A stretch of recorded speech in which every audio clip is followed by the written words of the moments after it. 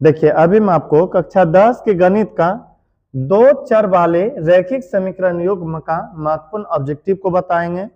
और इस वीडियो को यदि आप शुरू से आखिर तक देख लिए, चाहे आप कमजोर छात्र हैं या मजबूत, आपको बहुत अच्छा समझ में आ जाएगा। और इस वीडियो में हम आपको वही सब ऑब्जेक्टिव बताने का प्रयास करेंगे जो कई बार बोर्ड एग्जाम में पूछा गया है और आगे जो आने वाला समय में एग्जाम होगा उसमें भी पूछा जा सकता है। इसलिए इस वीडियो को शुरू से आखिर तक जरूर देखने का प्रयास करें ताकि हम आपको आसान शब्दों में इसका संपूर्ण ऑब्जेक्टिव जल्दी से आपको बता सके। तो आप ध्यान से इस पाठ के ऑब्जेक्टिव को देखिए। पहला है P के किस मान के लिए समीकरण 5x प्लस py प्लस 7 बराबर 0 तथा x प्लस 2y माइनस 3 बराबर 0 का कोई हल नहीं है। कोई हल नहीं है। सबसे पहले इस समीकरण को लिख लेते हैं। 5x प्लस py प्लस 7 या 7 बराबर 0 और क्या है x प्लस 2y माइनस 3 बराबर 0। याद रखिएगा कोई हल नहीं, कोई हल नहीं का सूत्र होता है a1 बट्टा a2 बराबर b1 बट्टा b2 बराबर नहीं है c1 बट्टा c2। तो कहने का तात्पर्य कोई हल नहीं का जो सूत्र होता है आपको यह याद रखना पड़ेगा, इसमें पहला दूसरा बराबर होता है। पहला दूसरा क्या होता है? बराबर। फिर से देखिए, पहला दूसरा इसमें कोई हल नहीं बिलोंग में क्या हो जाता है? बराबर हो जाता है। तो बराबर कीजिए a1 बट्टा a2 5 और नीचे x में कितना होगा? 1 होगा। फिर ऊपर है p और नीचे कितना है? 2 है। तो कह सकते हैं p गुना 1 p अब बराबर हो जाएगा 5 दूनी 10। तो कुल मिलाकर के p का मान 10 आया। p का मान क्या आया? 10। फिर इसी तरह से अगला बनाएंगे। आगे सवाल है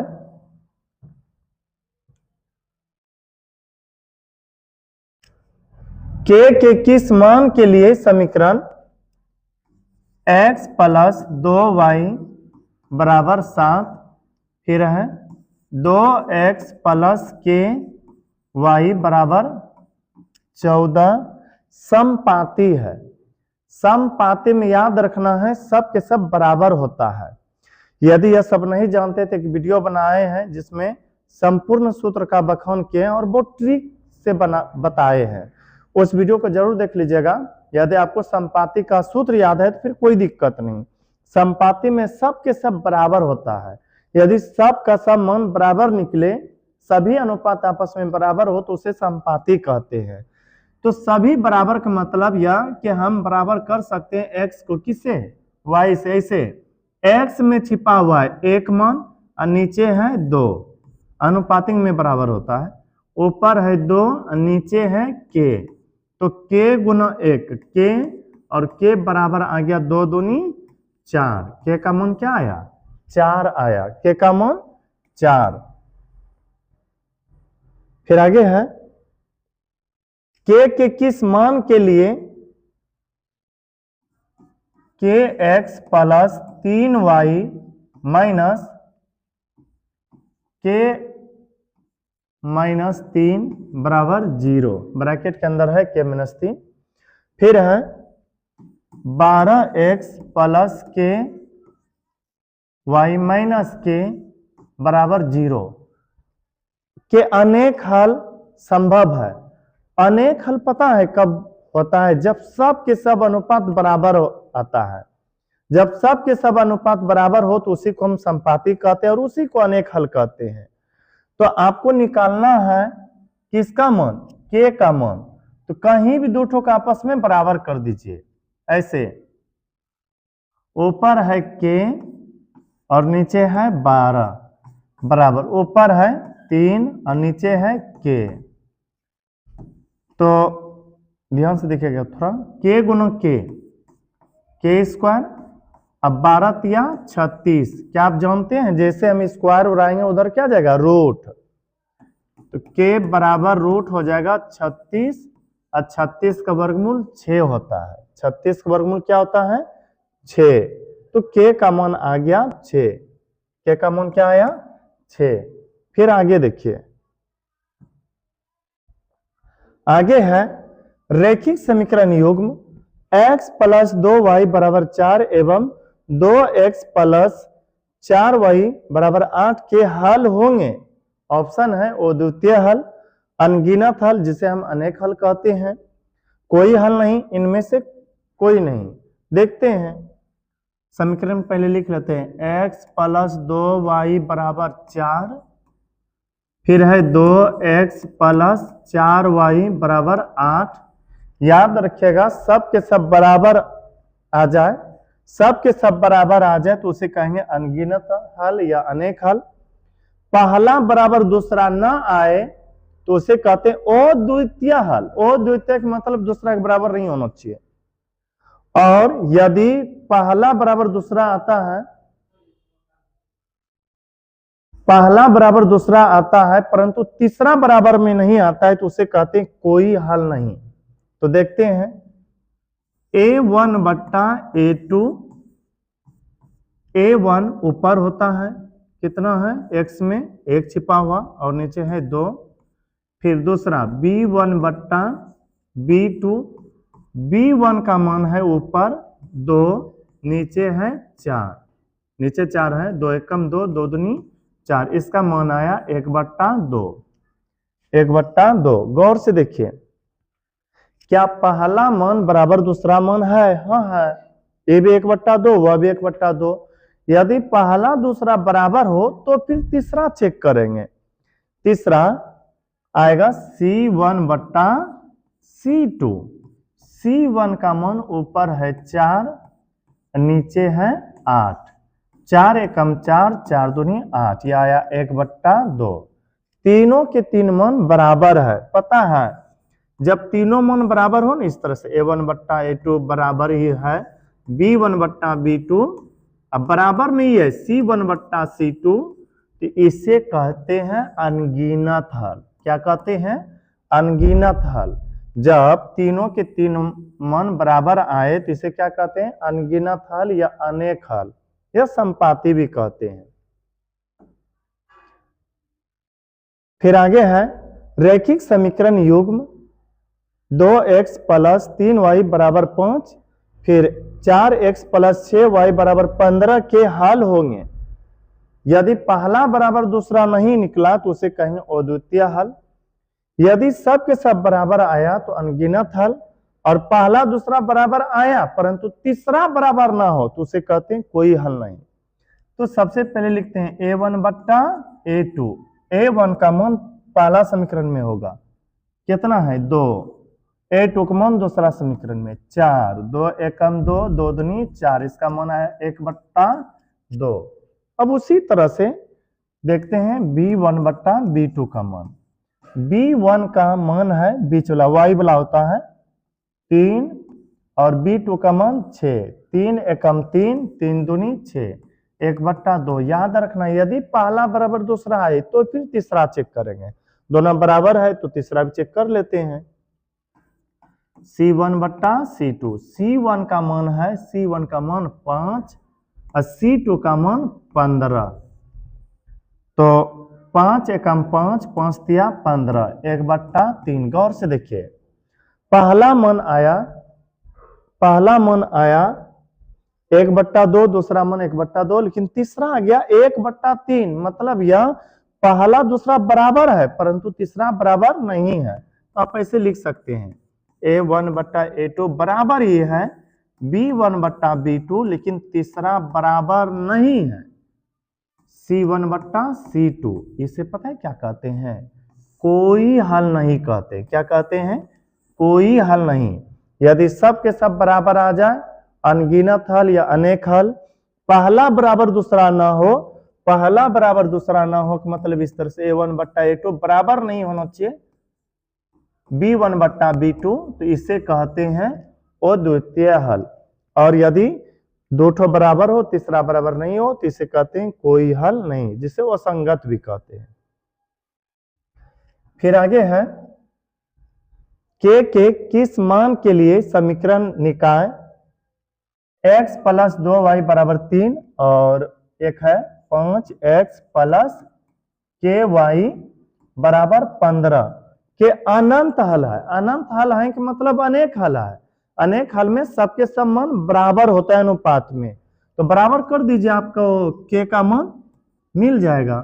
ऊपर क्या है, x है, x में कितना होगा 1, नीचे 5 है, फिर ऊपर है 2 और नीचे y के वाई है, तो y को और x को नहीं लिखना होता है, केवल k को लिखेंगे। तो k गुना 1, k बराबर 5 दूनी 10।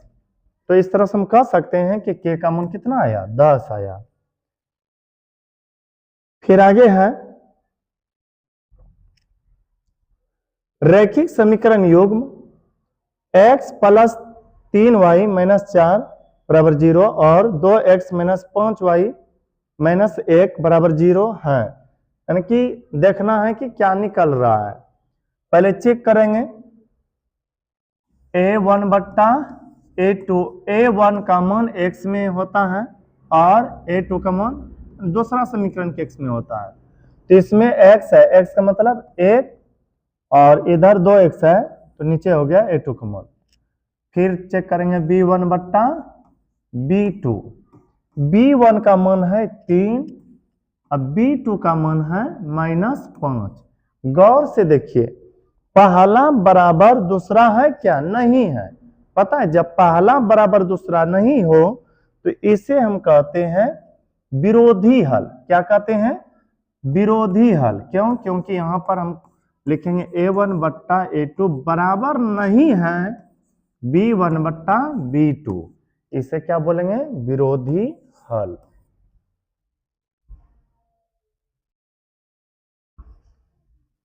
फिर आगे है के किस मान के लिए समीकरण निकाय 4x प्लस के वाई बराबर 6 तथा इसको वहां लिख लेते हैं 2x माइनस 4y बराबर 3 के अनगिनत हल होंगे। के का मान कई बार पूछा गया, इसलिए हम आपको के का मान ज्यादा बताने का प्रयास कर रहे हैं।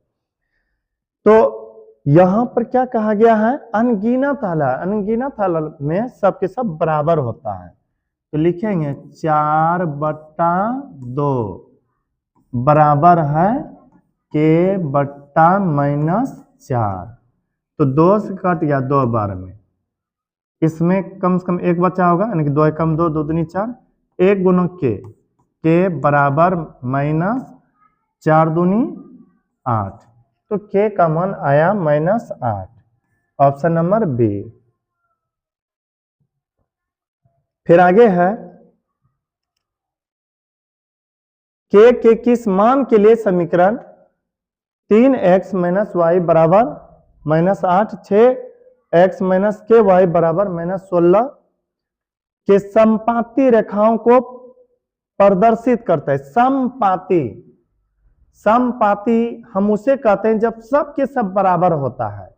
फिर से कह रहे हैं, यदि आप समपाती, समांतरी, इसका सूत्र नहीं जानते, इसके बारे में नहीं जानते हैं, एक स्पेशल बनाए हैं वीडियो, उसको जरूर जाकर देख लीजिएगा, आपको प्लेलिस्ट में मिल जाएगा। तो समपाती में सबके सब बराबर होता है, तो यहां पर पूछा के का मान, पहला अनुपात पहला करेंगे, यानी कि x अनुपात x का मान यहाँ है 3 और उधर है 6। समपाती में सब बराबर होता है, यहाँ पर है -y, -y का मतलब -1 उसमें छिपा होगा, एक होता है ना छिपा हुआ, माइनस हो तो माइनस लिखना है, और इधर है -ky, यानी कि -k, माइनस माइनस खत्म, 3 एकम 3, 3 दूनी 6, तो 1 गुना के बराबर हो जाएगा 2, के बराबर 2, ऑप्शन नंबर ए। इस तरह से बनाया जाता है।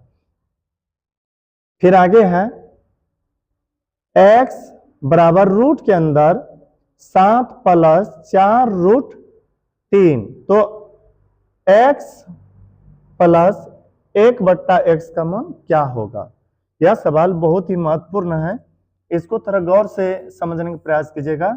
यही प्रश्न एक बार बोर्ड एग्जाम में पूछा भी गया था। देखिए x बराबर दिया हुआ है रूट के अंदर 7 प्लस 4 रूट 3, यही ना। आप 1 से 2 बार इसको यदि बनाते हैं यह वीडियो देखने के बाद तो निश्चित रूप से आपसे भी बनने लगेगा। आप हल करना शुरू करते हैं, रूट है तो रूट दे देंगे।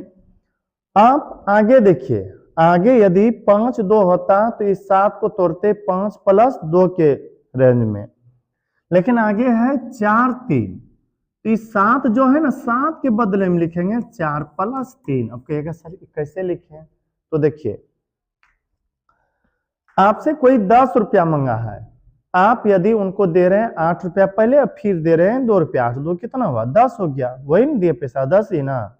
ठीक उसी तरह से 7 यहाँ कहा गया लिखना है, तो 7 को उधर देख करके 4 3 था लिख दे 4 प्लस 3, 7 पुर जाता है ना, तो यह 4 प्लस 3 खंडन है किसका 7 का, और इधर कुछ भी नहीं किए हैं 4 रूट 3। अब यदि इस जगह पर माइनस होता तो हम माइनस प्लस सूत्र का प्रयोग करते, परंतु है क्या प्लस, तो प्लस वाला सूत्र लगाइएगा, a प्लस b पर होल स्क्वायर का सूत्र होता है a square plus b square plus 2ab। फिर से देखिए यदि इस जगह पर माइनस होता तो a माइनस b पर सूत्र लगाते, परंतु है क्या प्लस, तो हम a प्लस b पर होल स्क्वायर सूत्र लगाएंगे। तो आपको यह बात याद रखना है, जब इस जगह पर प्लस हो तो प्लस वाला सूत्र लगेगा और यदि माइनस हो तो माइनस वाला। अब देखिएगा सूत्र को, लेकिन हल कीजिएगा सवाल को, यानी बनाइएगा सवाल को। x है, x लिखते हैं, सूत्र कहता है कि a स्क्वायर है। अब सोचिए किस पर स्क्वायर डालें कि 4 पुर जाए, 3 का स्क्वायर करते 9 हो जाता है, 4 का स्क्वायर करते 16 हो जाता है, तो 4 पुराने के लिए हमें करना पड़ेगा किसका स्क्वायर 2 का स्क्वायर, क्योंकि सूत्र कहता है a स्क्वायर कीजिए। अब प्लस है तो प्लस देंगे, पता है। फिर से देखिए 9 कहें पुराने के लिए अपने मन से 3 का स्क्वायर कीजिएगा, 16 कहें पुराने के लिए 4 का स्क्वायर कीजिएगा, लेकिन यदि आपसे कहे कि 5 पुराना है तब रूट 5 का स्क्वायर कीजिएगा, क्योंकि रूट 5 का स्क्वायर 5 होता है। 3 कहे पुराने के लिए तो रूट 3 का स्क्वायर कीजिएगा, क्योंकि 3 क्या 9 और 9 का वर्गमूल 3 होता है। अच्छा 7 कहे पुराने के लिए किसका स्क्वायर रूट 7 का स्क्वायर कीजिएगा। तो अब थोड़ा सा देखिए, सोचिए और मन ही मन बोलने का प्रयास कीजिएगा। 3 पुराना है, किस पर स्क्वायर लिखे रूट 3 का स्क्वायर, प्लस है तो प्लस। अब देखिए सूत्र कह रहा है a square plus b square किए, प्लस दीजिए प्लस दे दिए, 2 लिखिए 2 लिख देते हैं, a कॉमन लिखिए, a कॉमन तो हम आगे बैठाए थे कितना 2, तो 2 लिखना है, गुना b कॉमन रखिए, b कॉमन रखे हुए थे कितना रूट 3, तो रूट 3 लिखे। x बराबर, अब यह बताइए यह पूरा पूरा किस पर बैठाए हैं, a प्लस बी पर के a माइनस बी पर, कहेगा सर a प्लस बी पर बैठाए, तो लिखिए a का मान क्या 2 प्लस b का मान क्या, b का मान रूट 3 पर होल स्क्वायर। आप यहां पर गौर से देखिए a प्लस बी पर होल स्क्वायर बराबर यह होता है, तो इसके बराबर तो यही है ना। उसी तरह से a square plus B square plus 2ab, या इधर का रूप है, इधर का रूप बराबर इधर का होगा, इधर क्या हो जाएगा 2 प्लस रूट 3 पर होल स्क्वायर। अब आपको पता होगा यदि हम स्क्वायर उड़ा दे तो इसका रूट भी खत्म हो जाता है, तो अब बचा केवल 2 प्लस रूट 3। फिर देखिए यदि हम इसका स्क्वायर उड़ाते हैं तो रूट भी खत्म, x का मान क्या आ गया 2 प्लस रूट 3। अब पूछा था किसका कहा गया तो किसका मान निकालने, x प्लस 1 बट्टा x का मान, यही ना। अब रखते हैं यहाँ पर x का मान, x का मान आया है 2 प्लस रूट 3, फिर प्लस 1 बट्टा x का मान क्या आया है 2 प्लस रूट 3। मान लीजिए इसके नीचे एक भिन्न का जोड़ कीजिए, एलसीएम आएगा 2 प्लस रूट 3। अब एक से भाग देंगे, यही रहेगा। अब इससे इसमें क्या करना है, गुना, तो साइड में गुना कर लेते हैं। 2 प्लस रूट 3 और गुना करना है 2 प्लस रूट 3 से। 2 से पहले 2 हम गुना करते हैं, 2 दूनी 4, फिर 2 गुना रूट 3, 2 गुना प्लस रूट 3, तो 2 रूट 3, फिर 2 गुना रूट, अब रूट 3 से 2 हम करेंगे, रूट 3 गुना 2, 2 रूट 3, फिर प्लस रूट 3 गुना रूट 3, रूट 9, 9 का वर्गमूल 3, तो 4 प्लस 3 7 और 2 जोड़ 2 4 रूट 3, यानी कि 7 प्लस 4 रूट 3 आया। 7 प्लस 4 रूट 3। अब कहिएगा सर इतना कैसे करें, कोई शॉर्ट तरीका बताइए। तो एक ऐसा तरीका बताएंगे जिसमें आंसर ही निकल जाएगा, लेकिन थोड़ा यहाँ पर शॉर्ट बताते हैं। 2 रूट 3 को गुना करेंगे तो हो जाएगा 2 प्लस रूट 3 पर होल स्क्वायर, और इसी का मान वहां निकला था 7 प्लस 4 रूट 3, जो कि अभी हल करने पर आया। प्लस यह पूरा खत्म ही हो गया, बचा क्या, 1। तो 7 में 1 जोड़ेंगे, 8 प्लस 4 रूट 3, और नीचे क्या है, 2 प्लस रूट 3। फिर आगे अब 4 कॉमन आता है ऊपर, 4 कॉमन ले लेंगे। 4 कम कितना बार में 8 है, 2 बार में, प्लस रूट 3। फिर नीचे क्या है, 2 प्लस रूट 3। यह पूरा खत्म हो गया, बचा क्या, 4। तो इसका आंसर 4 आया। क्या आया, 4। अब इसी को हम आपको शॉर्ट में आंसर निकालने के लिए बताते हैं। देखिए दिया है x बराबर रूट के अंदर 7 प्लस 4 रूट 3, तो x प्लस 1 बट्टा x बराबर वाट, यानी कि इसका मान क्या होगा। आप इस जगह पर देखिए कितना है, 4 है। कितना है, 4। बस आराम से ऐसा मॉडल का यही प्रश्न रहे तो आंसर 4 मार दीजिएगा। कितना मार दीजिएगा, 4। अब आगे बढ़ते हैं। फिर आगे है, यदि 2 के माइनस 1 फिर के समीकरण 10x माइनस 9y बराबर 12 का हल हो तो के का मान है।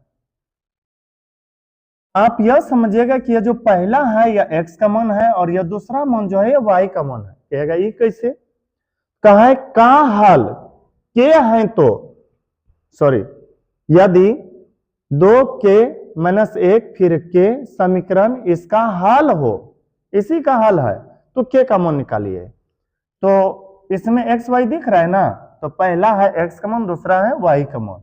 हल करना है इसे, 10 है तो 10 गुना x का मान है 2 के माइनस 1, फिर माइनस 9 है तो माइनस 9 गुना y का मान है के बराबर 12। पहला मान x का और दूसरा मान y का, तो 10 दूनी 20 के माइनस 10, फिर माइनस 9 गुना के माइनस 9 के बराबर 12। तो 20 के में 9 के घटाएंगे 11 के, इस संख्या को उधर भेजिए, तो 12 उधर पहले से था, माइनस में उधर जाएगा प्लस हो जाएगा 10। तो 11 के बराबर 22, 11 से भाग लगेगा कितना बार में, 2 बार में। तो एक तरह से के का मान 2 आया। के का मान कितना आया, 2। फिर आगे है x प्लस वाई बराबर 3 तथा 3x माइनस 2y बराबर 4 के हल होंगे। ऐसे आप इसको प्रतिस्थापन विधि, वज्रगुणन विधि या विलोपन विधि से हल कर सकते हैं, लेकिन आपको हम थोड़ा शॉर्ट बताते हैं। मान लीजिए कि यह पहला आंसर है, हो सकता है हो भी या नहीं भी, हम मान लेते हैं क्या आंसर है, और बैठा के देखते हैं, यदि दोनों को जोड़ने पर 3 आ जाए तो समझे यही आंसर है। x का मान 2 और y का मान 3, जोड़ने पर तो y का मान कितना है y का मान 3, जोड़ते हैं दोनों को तो कितना आ जाता है 2 3 5, परंतु हाई कितना 3 दिया हुआ तो ये गलत हो गया।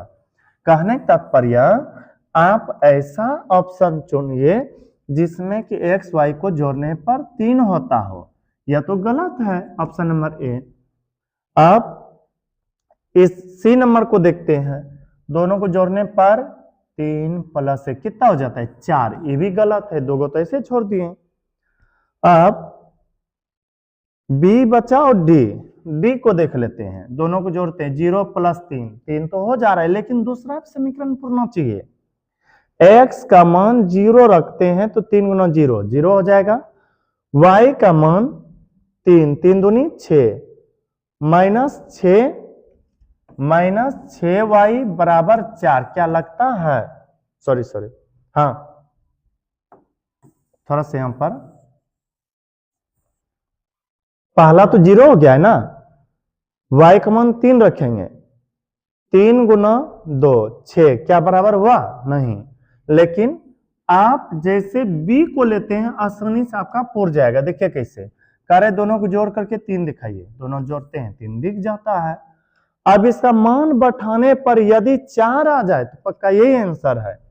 x का मान 2 तो 3 दूनी 6 माइनस y का मान 1 2 एकम 2, 6 में 2 घटाएंगे 4, ऑप्शन नंबर बी आंसर है। इसी तरह से बनाइएगा ऑप्शन को देख देख करके।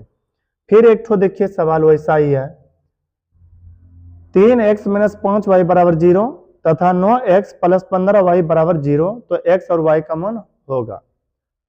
ए नंबर लेते हैं, नहीं ये बाद में लेंगे। x का मान 0, 3 गुना 0 0, y का मान 3 3 पचे 15, 0 दिखाना है, गलत है ये ऑप्शन। तो अब सी नंबर देखते हैं, सी कहता है कि x का मान 1 है और y का मान 3 है। जब x का मान 1 रखेंगे 3 एकम 3 हो जाएगा और y का मान 3 रखेंगे 3 पचे 15, 15 में यदि 3 घटाते हैं तो 12 बचेगा जो कि 0 नहीं दे रहा है, इसका मतलब यह ऑप्शन नंबर सी भी आंसर नहीं होगा। देखिए हो सकता है आपको पहली बार ये आंसर मिल जाए, यानी पहला ऑप्शन चुने वही आंसर मिल जाए, कभी कभी आखिरी ऑप्शन भी हो सकता है, यदि हम पहला चुन लेते हैं यही आंसर हो जाता है। देखिए कैसे x का मान 0 3 गुना 0 0 माइनस y का मान 0 5 गुना 0 0 0 में 0 घटाएंगे 0, फिर x का मान 0 9 गुना 0 0 प्लस y का मान 0 15 गुना 0 0 0 में 0 जोड़ेंगे 0, तो ऑप्शन नंबर ए हो गया। तो विलोपन विधि या प्रतिस्थापन या वज्रगुणन से भी हल कर सकते हैं, लेकिन अच्छा होगा यदि आप डायरेक्ट ऑप्शन पर आकर के चुन करके बनाते हैं। तो फिर देखिए एक रैखिक समीकरण का घात होगा, रैखिक समीकरण का घात 1 होता है, वहीं द्विघात समीकरण का घात 2 और त्रिघात का 3 होता है। फिर है यदि रैखिक समीकरण युग्म संगत है तब उनके द्वारा निरूपित रेखाएं होती हैं। संगत जो होते हैं ना उसे कहते हैं प्रतिच्छेद या संपाती, प्रतिच्छेद या संपाती। संगत का सूत्र है a1 बट्टा a2 बराबर b1 बट्टा b2 बराबर c1 बट्टा c2, और इसी को कहते हैं हम संपाती। जबकि एक और सूत्र है संगत का a1 बट्टा a1 बट्टा a2 बराबर नहीं है b1 बट्टा b2, इसे कहते हैं प्रतिच्छेद। इसे क्या कहते हैं प्रतिच्छेद। तो प्रश्न क्या था, यदि रैखिक समीकरण का युग्म संगत है तब उसके द्वारा निरूपित रेखाएं होती है। संगत का बस यही दोनों सूत्र होता है, एक को कहते हैं प्रतिच्छेद, दूसरा कहते हैं संपाती, इसलिए ऑप्शन नंबर डी हुआ। फिर आगे है 2x प्लस 3y बराबर 11 और 2x माइनस 4y बराबर माइनस 24 के हल है। फिर उसी तरह चेक कीजिए, x का मान 2 और y का मान 4 रखने पर यदि 11 आ जाता है तो हो सकता है यही आंसर हो। x का मान 2 रखते, 2 दूनी 4, y का मान 4 रखते, 4 तिया 12, कभी भी 11 नहीं आएगा। ऑप्शन नंबर 1 गलत है। बी को देखते हैं, बी कहता है x का मान लीजिए -2, तो -4 हो जाएगा, 2 दूनी 4, y का मान -5 लीजिए, तो 5 तिया 15, -15 हो जाएगा, जोड़ेंगे -19 आएगा, और कभी भी 11 नहीं पूर रहा है, इसलिए यह भी गलत है। आपको 11 दिखाना है। x का मान -3 लेते हैं, -3 गुना 2 -6 प्लस y का मान 1 लेते हैं, 3 एकम 3, कभी भी 11 नहीं पूरेगा यहाँ, इसलिए ऑप्शन नंबर सी भी गलत। बोले कौन सा आंसर होगा? डी नंबर होगा। चेक भी कर लेते हैं। x का मान 2 रखिए, 2 दूनी 4, -4 प्लस y का मान 5 रखना है, 5 तिया 15, 15 में 4 घटाएंगे कितना बचेगा? 11। ऑप्शन नंबर डी आंसर है इसका। फिर आगे है, दो चरों में दो एक घातीय समीकरणों के ग्राफ यदि प्रतिच्छेदी रेखाएं हो तो हलों की संख्या होगी। फिर से सुनिए, प्रतिच्छेदी जो होता है, प्रतिच्छेदी, इसके बारे में आपको याद रखना है। प्रतिच्छेदी उसी समीकरण का होता है जिसका हल सिर्फ और सिर्फ एक हल हो। कौन सा हल हो? एक हल। वह इस तरह से a1 बट्टा a2 बराबर नहीं है b1 बट्टा b2, इसको कहते हैं प्रतिच्छेद, और इसी को कहते हैं केवल एक हल। तो प्रतिच्छेद जैसे आए तो आप एक हल चुनिएगा। हालांकि प्रश्न था दो चरों में दो एक घातीय समीकरणों के ग्राफ यदि प्रतिच्छेदी रेखाएं हो तो हलों की संख्या होगी केवल एक हल। बस इस वीडियो में इतना ही।